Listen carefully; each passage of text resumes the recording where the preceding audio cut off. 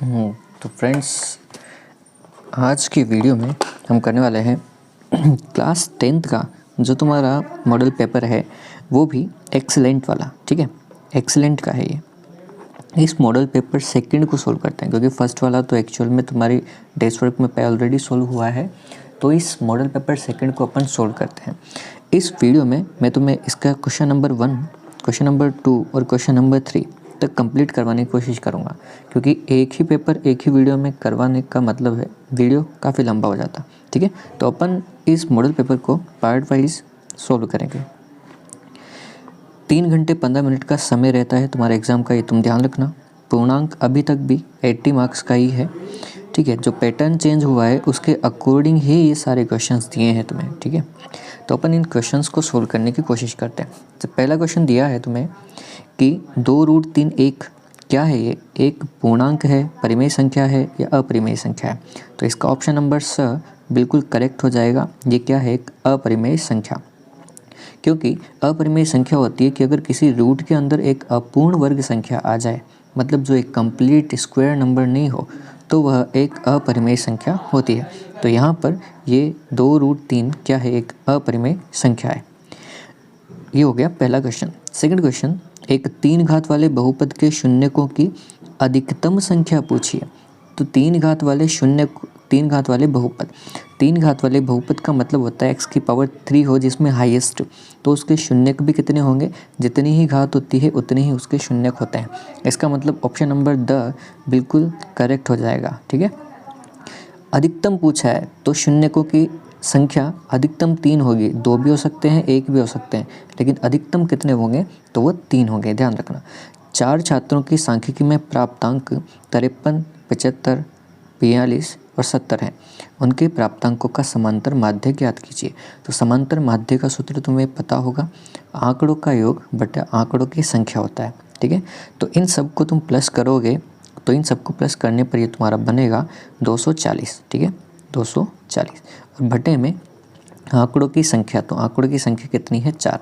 जब डिवाइड करोगे तो ये बनेगा तुम्हारा 60। तो ऑप्शन नंबर स इसका बिल्कुल करेक्ट आंसर हो जाएगा। के का वह मान जिसके लिए समीकरण निकाय का कोई हल नहीं है। कोई हल कब नहीं होता? जब रेखाएं एक दूसरे के क्या हो? समांतर हो, पैरेलल हो। ठीक है, तब कोई भी हल नहीं होगा। हल क्या होता है? जब कहीं ना कहीं एक पॉइंट पर टच हो या फिर बिल्कुल उसके ऊपर स्थित हो, तब हमारे पास हल बनते हैं। लेकिन जब रेखाएं समांतर होती है तो कोई हल नहीं बनता। उसका भी एक फॉर्मूला होता है, ये ध्यान रखना। a1/a2 ये इक्वल होना चाहिए b1/b2 के, और ये इक्वल नहीं होना चाहिए c1/c2 के रेशो के। ठीक है, ये तुम्हें पता होगा। तो यहाँ पर a1/a2, तो a1 यहाँ से देखेंगे तो 1 बना हमारा, a2 यहाँ से देखा तो 2 बना, मतलब हमारा a1/a2 का रेशो क्या बना? 1/2 बना। ये इक्वल होना चाहिए था b1/b2 के। तो b1 की वैल्यू हमने यहाँ देखी तो 1 है। अब हमारे पास यहाँ पर नीचे भी 2 ही होना चाहिए, तो k का मान क्या होना चाहिए? 2 होना चाहिए। ठीक है, तो k के मान का आंसर क्या मिला हमें? 2 मिला। तो ऑप्शन नंबर द इसका बिल्कुल करेक्ट आंसर हो जाएगा। ये हुए 4 क्वेश्चन। चलते हैं और करेंगे इसके आगे के क्वेश्चंस। इसके बाद 5वां क्वेश्चन हमसे क्या पूछा? एक समांतर श्रेणी दी है तुम्हें। ठीक है, -15, -11, -7 डैश डैश करके दिया है 49 तक, और इसका हमसे पूछा है नवा पद। ठीक है, नवा पद पूछा है तो नवा पद निकालते हैं। देखना, बहुत ही आसान क्वेश्चन है। नवे पद का मतलब है a9 हमें निकालना है। a9 जो है वो बनेगा a+8d से। a+8d में d की वैल्यू फाइंड करनी पड़ेगी, और जो d है वो हमारा निकलेगा a2 - a1 से, मतलब -11 माइनस ब्रैकेट -15 से। ठीक है, इससे निकलने वाला है हमारा d। तो यहाँ जब सोल्व आउट करेंगे तो -11 + 15, और इसको सोल्व करोगे तो प्लस का बनेगा 4, मतलब हमारे पास d की वैल्यू जो है, d की वैल्यू क्या आ गई? प्लस का 4 आ गया। ये वैल्यू हम यहाँ पर पुट करने वाले हैं। a की वैल्यू हमारे पास, मतलब प्रथम पद कितना था? -15, तो -15 + 8, और d की वैल्यू हमारे पास क्या निकल कर के आई? 4 निकल कर के आई। तो -15 और यहाँ पर प्लस के 32, ठीक है। इनको सोल्व करोगे तो ये बनेगा 17, मतलब इसका ऑप्शन नंबर स बिल्कुल सही हो जाएगा। 5वें का आंसर तुम्हारे पास मिलने वाला है ऑप्शन नंबर स 17, बिल्कुल सही आंसर, ठीक है। करते हैं अगला क्वेश्चन। 6 वाले में दिया है ट्रायंगल ABC और ट्रायंगल DEF में ये दिया है तो वे समरूप होंगे। अब समरूप कब होते हैं, इसकी 2 कंडीशन होती है, तुम्हें ध्यान होगी।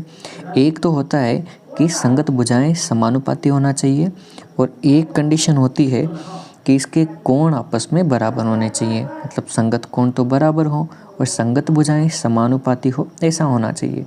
तो भुजाएं समानुपाती तो दिया है, अब संगत कोण बराबर होना चाहिए, लेकिन संगत कोण भी अभी तुम्हें निकालना पड़ेगा, ठीक है। कैसे निकालेंगे देखना।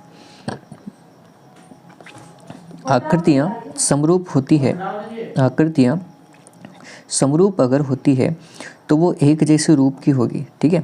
उनकी साइड अलग हो सकती है लेकिन एंगल इक्वल होगा, ठीक है। साइड क्या है, समानुपाती हो सकती है। AB किसके समानुपाती है, DE के। तो ये जो AB साइड है ये यहाँ पर बनना चाहिए DE हमारा, ठीक है। लेकिन DE पता नहीं, D यहाँ हो E यहाँ हो सकता है D यहाँ हो E यहाँ हो। अब आगे हम देखते हैं कि BC जो है वो समानुपाती होना चाहिए FD के, मतलब FD यहाँ पर है, हमें D मिला दोनों में, तो D को मैंने यहाँ लिखा। एक था DE और एक था DF, FD, इस प्रकार। तो हमने देखा ये जो AB था, AB किसके हो गया, DE के हो गया, बिल्कुल सही है। BC किसके हो गया, FD के, तो BC किसके हो गया, FD के हो गया, ठीक है। अब हमें देखना था कि कौन कौन सा बना, तो क्या BE के इक्वल है क्या, BE के इक्वल है क्या, तो ये नहीं है।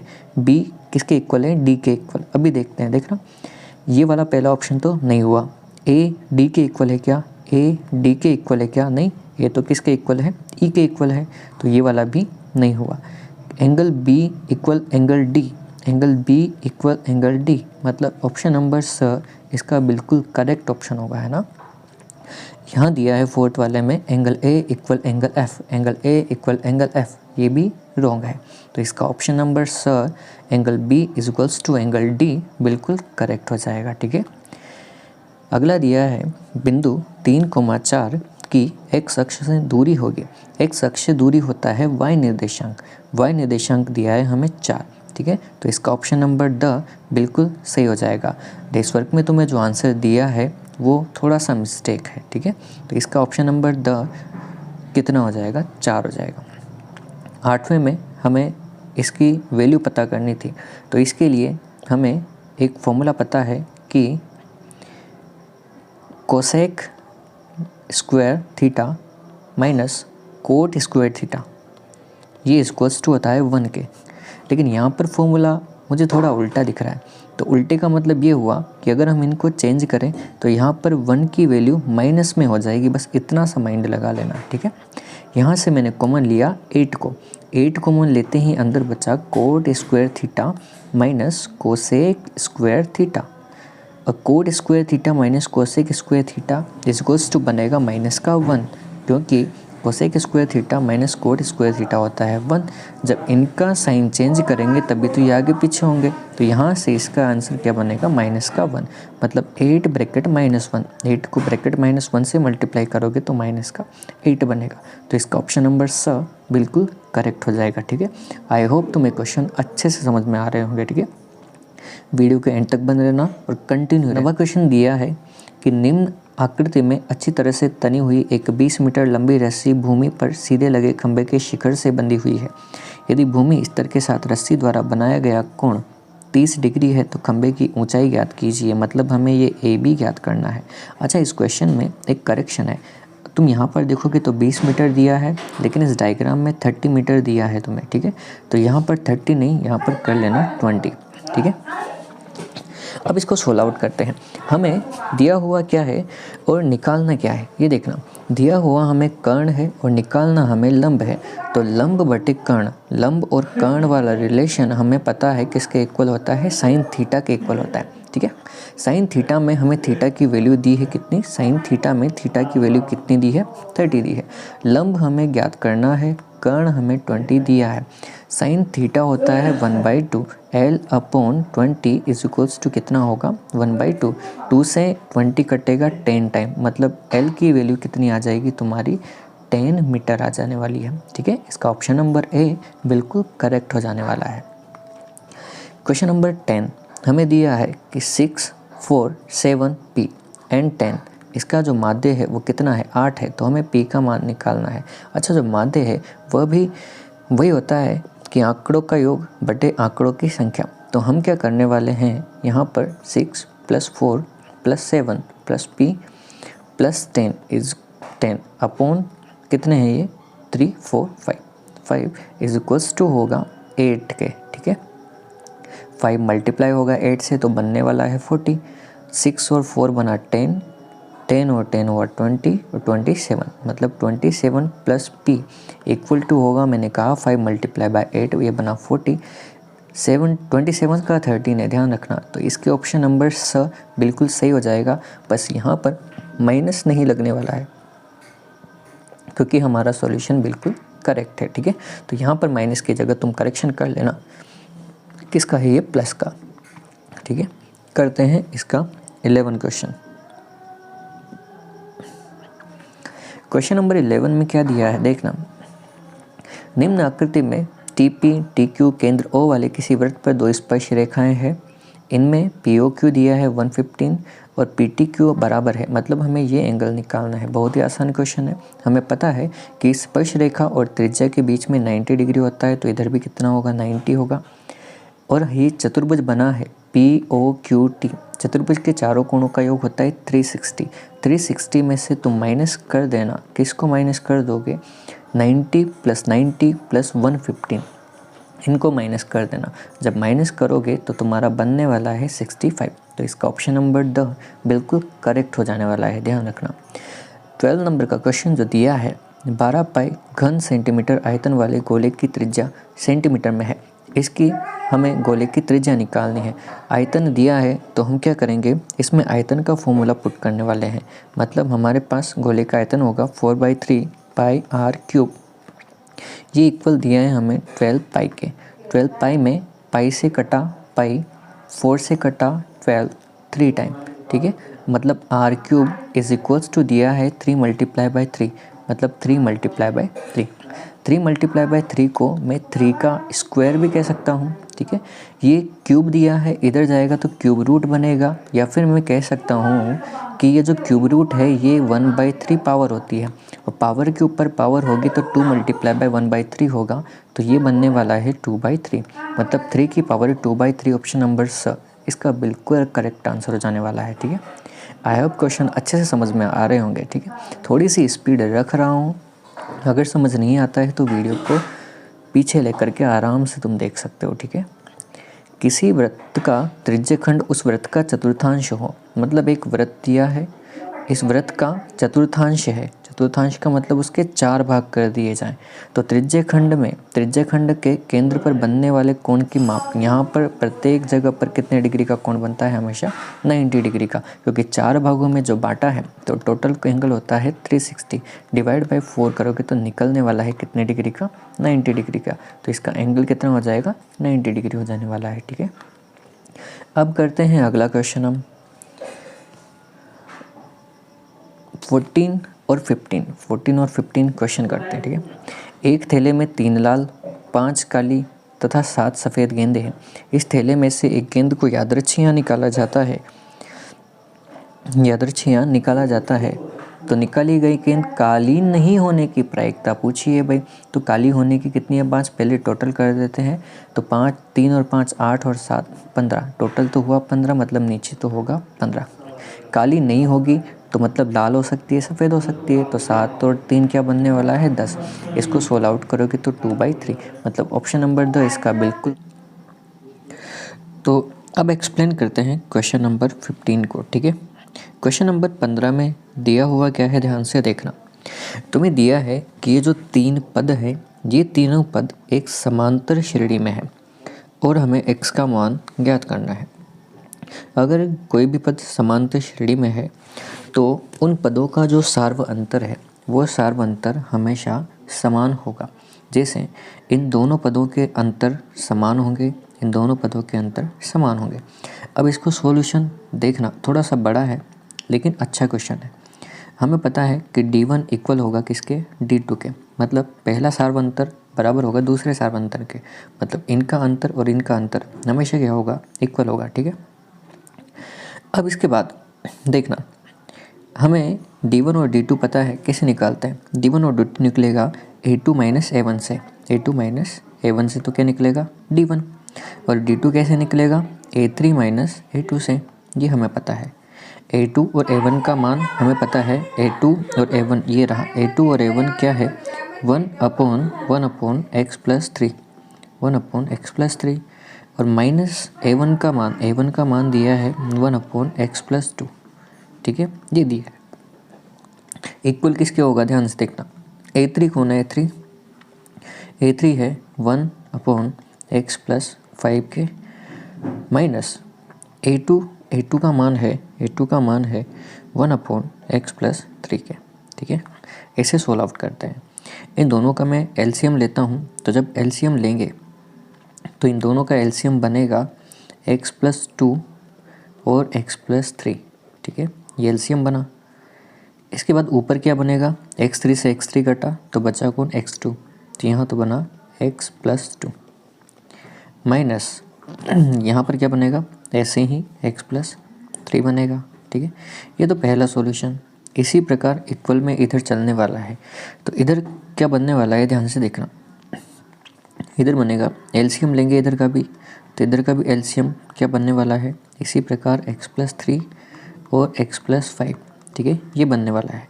ऊपर की तरफ क्या बचेगा, तो ऊपर की तरफ बचने वाला है x+3 माइनस x+5। ठीक है, ये बचने वाला है। अब कैसे होगा देखना आगे। इसको माइनस से जब हम मल्टीप्लाई करेंगे, माइनस से जब हम मल्टीप्लाई करेंगे इन सब को, पहले नीचे देखोगे ना तो यहाँ पर ये x3 से x3 वाला पद कट रहा है, x+3 से x+3 वाला। माइनस से सॉल्यूशन करेंगे तो ये क्या बनने वाला है देखना, x+2 माइनस से मल्टीप्लाई किया तो -x, और यहाँ पर माइनस का 3 बनने वाला है। और नीचे क्या बच रहा है मेरे पास, केवल x+2 बचेगा।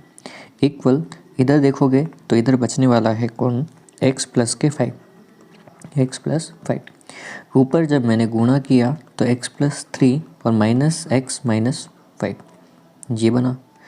इस x से माइनस का x कटा, इस x से माइनस का x कटा, 2 - 3 बना मेरा -1/x+2।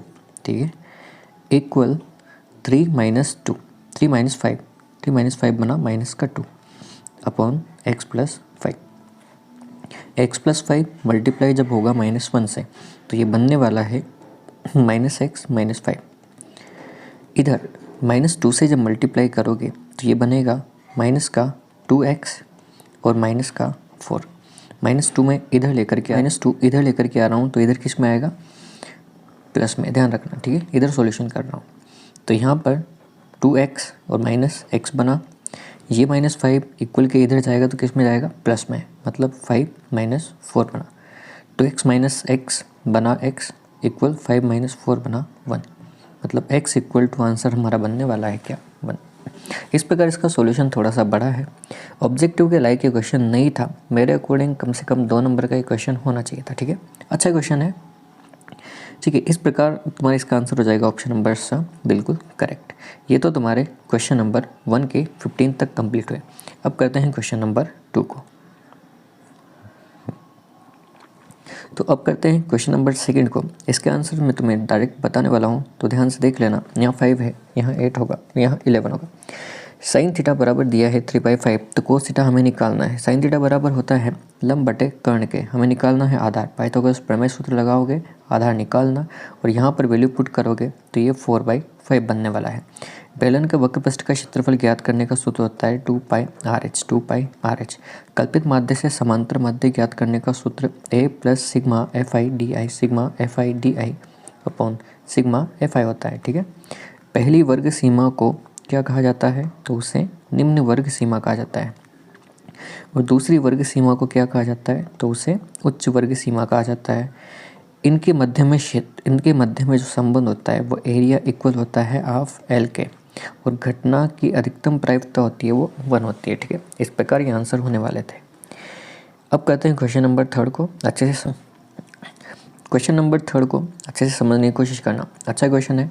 यदि HCF हमें दिया हो 306657 का कितना 9, मतलब जो HCF की वैल्यू है वो इन दोनों नंबर की HCF की वैल्यू कितनी है, 9 है। LCM हमें ज्ञात करना है, तो इन दोनों में हमें रिलेशन पता है कि प्रथम संख्या मल्टीप्लाई बाय द्वितीय संख्या ये होता है LCM मल्टीप्लाई बाय HCF। वहाँ से जब LCM निकालोगे तो वो प्रथम संख्या मल्टीप्लाई बाय द्वितीय संख्या बटे HCF से निकलेगा। प्रथम संख्या हमारे पास दी है कितनी, 306, तो 306 रखा, मल्टीप्लाई दूसरी संख्या दिया है कितना, तो दूसरी संख्या 657, तो 657 रखा। उसके बाद HCF कितना दिया है, तो HCF हमें दिया था कितना 9 रखा।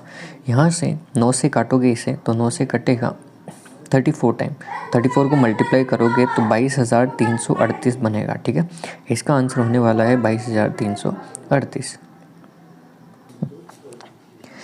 इसके बाद देखते हैं इस तीसरे का सेकंड क्वेश्चन। द्विघात बहुपद दिया है x² - 6x में शून्यकों का गुणनफल ज्ञात कीजिए। शून्यकों का गुणनफल मतलब alpha multiply by beta. Alpha multiply by beta होता है C अपॉन A में C की वैल्यू हमारे पास C वाला पद नहीं है, इसलिए हमने C की वैल्यू क्या पुट करी है 0 अपॉन A में यहाँ पर x² का गुणांक कौन है, 1 है, और 0/1 कितना होता है, 0 होता है, ठीक है। इसका आंसर हो जाएगा इस प्रकार। एक भिन्न 1/3 हो जाती है जब उसके अंश में से कितना घटाया जाता है, 2 घटाया जाता है। तो प्राप्त आवश्यक संबंध लिखिए, किस प्रकार की इक्वेशन बनी होगी। इसका क्वेश्चन नंबर थर्ड का अच्छा, ये जो सॉल्यूशन दिया है ये यहाँ से, ये सॉल्यूशन में थोड़ी सी मिस्टेक दी है इसमें ना, इसको सोल्व आउट अपन करते हैं, ठीक है। जैसे हमें दिया है कि किसी भिन्न के अंश में से 2 घटाया जाए, तो यहाँ पर 2 घटाया तभी भिन्न ये बनी। यह 3 मल्टीप्लाई होगा इधर, तो ये क्या बनने वाला है, 3x - 2, ठीक है, इक्वल y मल्टीप्लाई किससे होगा, 1 से। y मल्टीप्लाई होगा किससे, 1 से। 3 को 1 से करोगे तो ये क्या बनने वाला है, 3x। 3 2 से होगा तो बना 6 इक्वल टू y।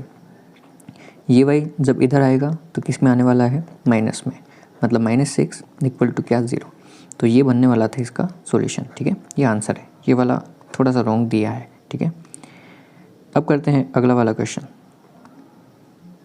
चौथा क्वेश्चन तुम्हें दिया है कि निम्न आकृति में कोण D इक्वल है कोण E के। कोण D, ये वाला कोण जो इक्वल है किसके, कोण E के, इस वाले एंगल के। AD अपॉन DB इक्वल दिया है AE अपॉन EC के, AE अपॉन EC के, इसके अनुपात के इक्वल दिया है। और हमें सिद्ध कीजिए कि ट्रायंगल जो ABC है वो एक समद्विबाहु त्रिभुज है। समद्विबाहु त्रिभुज कब होगा, जब यहाँ पर ये भुजा और ये भुजा आपस में क्या हो जाए, बराबर हो जाए, ठीक है। कैसे करेंगे देखना। पहले हमने एक त्रिभुज लिया ADE वाला, ऊपर वाला त्रिभुज। इस त्रिभुज में हमें पता है कि कोण D बराबर है E के, ये कोण हमें बराबर दिए थे। और किसी त्रिभुज के अगर कोण बराबर है तो उनके सम्मुख भुजाएं कैसी होती है, बराबर। इसका मतलब AD बराबर किसके होगा, AE के। हमें दिया हुआ था ये वाला रिलेशन जो मैंने यहाँ पर लिखा, ठीक है, लेकिन AD बराबर किसके था, AE के था, तो मैंने AE की जगह पर भी क्या लिख दिया, AD लिख दिया। लिख सकते हैं इस प्रकार, ठीक है। जब इनका रेशो इक्वल है, AD से AD काट सकते हैं अगर सोचो तो EC इक्वल किसके हो जाएगा, DB के। EC इक्वल किसके हो जाएगा, DB के। इसे डाला इक्वेशन सेकंड, ये है हमारी इक्वेशन 1। इन दोनों इक्वेशन को क्या करने वाले हैं, ऐड। तो AD प्लस DB, एक तरफ तो ये बना तो AD प्लस DB बना, एक तरफ EC प्लस AE, दोनों ऐड होंगे तो ये क्या बनेगा, AB equal EC, AE equal EC। ये दोनों भुजाएं इक्वल है, इसका मतलब AB इक्वल है AC के। इसका मतलब एक ऐसा त्रिभुज हो जाएगा, एक समद्विबाहु त्रिभुज हो जाने वाला है। पांचवा क्वेश्चन जो दिया है कि इन बिंदुओं 0, 0, 5, -3 को जोड़ने वाले रेखाखंड के मध्य बिंदु के निर्देशांक ज्ञात करने हैं। मध्य बिंदु के जो निर्देशांक होते हैं वो x1 + x2/2 और y1 प्लस y2/2 होता है, ठीक है। यहाँ पर वैल्यू पुट की तो हमारे निर्देशांक निकल गए x, y 5/2, -3/2। एक ठोस अर्धगोले का संपूर्ण पृष्ठीय क्षेत्रफल तुम्हें दिया है 442 वर्ग सेंटीमीटर और इसकी हमें त्रिज्या निकालनी है, ठीक है। अर्धगोले का हमें दिया है संपूर्ण पृष्ठीय क्षेत्रफल। संपूर्ण पृष्ठीय क्षेत्रफल जो अर्धगोले का होता है वो होता है 3πr²। इसकी वैल्यू हमें दिया है 462। पाई का मान हमें रखा 22/7, r² का r² रहा। ये 3 × 22/7 इक्वल के इधर जाएगा तो सब उल्टे चले जाएंगे। ये 7 नीचे से चला गया ऊपर और 3 × 22 आ जाएगा नीचे। इन सबको सोल्व आउट करोगे तो ये बनने वाला है 49। r² था, स्क्वायर इक्वल के इधर जाएगा तो स्क्वायर रूट बनेगा। 49 का स्क्वायर रूट कितना होगा 7 सेंटीमीटर, ठीक है। तो इस 6 वाले का आंसर हो जाने वाला है 7 सेंटीमीटर। 7 वाला दिया है कि 1 सेंटीमीटर त्रिज्या तथा समान ऊंचाई वाले शंकु का आयतन ज्ञात कीजिए। त्रिज्या भी 1 सेंटीमीटर है और ऊंचाई समान का मतलब h की वैल्यू भी कितनी रखनी है 1। जब वैल्यू पुट करोगे तो इसका आंसर कितना बनेगा 1/3 पाई घन सेंटीमीटर, ठीक है। बिल्कुल आसान क्वेश्चन था। एक वृत्त की त्रिज्या दी है 7 सेंटीमीटर और एक चाप द्वारा केंद्र पर अंतरित कोण दिया है 60 डिग्री। इस त्रिज्याखंड का क्षेत्रफल ज्ञात कीजिए। त्रिज्याखंड का क्षेत्रफल, एक वृत्त दिया है, इस वृत्त की त्रिज्या कितनी दी है हमें 7 सेंटीमीटर। चाप द्वारा केंद्र पर अंतरित कोण, इस चाप द्वारा केंद्र पर अंतरित कोण मतलब ये वाला कोण हमें दिया है कितने डिग्री का 60 डिग्री का। तो इस त्रिज्याखंड का क्षेत्रफल हमें ज्ञात करना है। त्रिज्याखंड का क्षेत्रफल होता है πr² θ/360, ठीक है। पाई की वैल्यू हमने रखी 22/7, r², r की वैल्यू थी 7 तो 7 × 7, थीटा की वैल्यू दिया था 60। 60 से काटेंगे 360 को 6 बार कटेगा, ठीक है। ये कटा 6 बार। यहाँ पर 7 से ये कटेगा 7, ठीक है। तो ऊपर बचा है 22 × 7 और नीचे बचा है 6। 22 × 7/6 इसको सोल्व आउट करोगे तो बनने वाला है 25 से 2/3 सेंटीमीटर स्क्वायर। क्षेत्रफल था इसलिए लिखा हमने सेंटीमीटर स्क्वायर। फ्रेंड्स, वीडियो ज़्यादा लंबा ना हो जाए इसलिए मैं थोड़ी सी स्पीड अच्छी लेकर के चल रहा हूँ, ठीक है। एक समय एक मीनार की छाया उसकी ऊंचाई से 2 गुनी हो जाती है। मीनार की जो छाया थी ना वो पहले से कितनी हो गई 2 गुनी हो गई। एक मीनार की छाया उसकी ऊंचाई से मतलब जितनी ऊंची मीनार है उसकी छाया उससे 2 गुनी है, ठीक है। तो यहाँ पर जो BC है वो 2AB के बराबर हो जाने वाला है, ठीक है, हो जाएगा। तो उन्नयन कोण हमें ज्ञात करना है। उन्नयन कोण का मतलब ये वाला एंगल हमें ज्ञात करना है। अब हमें इन दोनों में रिलेशन पता है कि AB/BC जो क्या इसके बराबर होता है tan थीटा के बराबर। अच्छा, यहाँ DC नहीं है, यहाँ पर BC लिखा है। हमें पता था कि जो छाया की लंबाई है वो इस मीनार से 2 गुनी है, तो मीनार का 2 गुना इक्वल छाया की लंबाई के हुआ। ये हमें पता है BC की वैल्यू, तो BC की वैल्यू की जगह रखा मैंने 2AB, तो 2AB रखा। AB से कटा AB तो tan थीटा इक्वल टू 1/2 और tan थीटा इक्वल्स टू 1/2 होता है। तो ये tan इधर जाएगा तो tan इनवर्स 1/2 होगा या फिर उन्नयन कोण हमें निकालना होगा। ये अंतिम प्रश्न, इसके आगे क्वेश्चन अपन अगली वीडियो में सोल्व आउट करने वाले हैं। तो इस क्वेश्चन को अच्छे से देखना और तुम चाहते हो कि वीडियो तुम्हें मिलते रहें कंटिन्यू, सॉल्यूशन तुम्हें मिलते रहें तो वीडियो को शेयर ज़रूर कर देना और चैनल सब्सक्राइब करके रख लेना। निम्न आकृति अच्छी तरह से तनी हुई 20 मीटर लंबी एक रस्सी भूमि पर सीधे लगे खंभे के शिखर से बंधी हुई है। यदि भूमि स्तर के साथ द्वारा लगाया गया कोण 30 डिग्री का है तो खंभे की ऊंचाई ज्ञात कीजिए। अच्छा, ये जो वाला क्वेश्चन है ये वाला क्वेश्चन बिल्कुल वापस वैसा ही दे दिया जैसा हमें एक डायग्राम में दिया था अभी ऑब्जेक्टिव वाले क्वेश्चन, बिल्कुल सेम उसी पैटर्न पर है, बिल्कुल सेम डिट्टो वही क्वेश्चन है। वहाँ पर 30 लिखा हुआ था लेकिन यहाँ पर करेक्शन करके इन्होंने बिल्कुल सही कर दिया। तो यहाँ पर कोण त्रिभुज BAC लिया। इसमें हमें निकालना था इस खंभे की ऊंचाई। तो खंभे की ऊंचाई और कर्ण, इन दोनों में रिलेशन होता है लंब बटे कर्ण का। लंब दिया है AB, कर्ण दिया है BC। साइन थीटा की वैल्यू दी है हमें 30 डिग्री। साइन 30 डिग्री का मान होता है 1/2। AB का मान हमें निकालना है और कर्ण की वैल्यू हमें दी है 20। 2 से काटेंगे 20 को तो कटा 10 बार, ठीक है। तो मतलब AB की वैल्यू आ जाने वाली है 10 मीटर। आई होप तुम्हें वीडियो पसंद आया होगा और आगे के अगर तुम वीडियोज़ देखना चाहते हो तो चैनल सब्सक्राइब करके ज़रूर रख लेना और इस वीडियो को अपने फ्रेंड्स तक ज़रूर पहुंचा देना, ठीक है। अगली वीडियो में करते हैं आगे के क्वेश्चंस।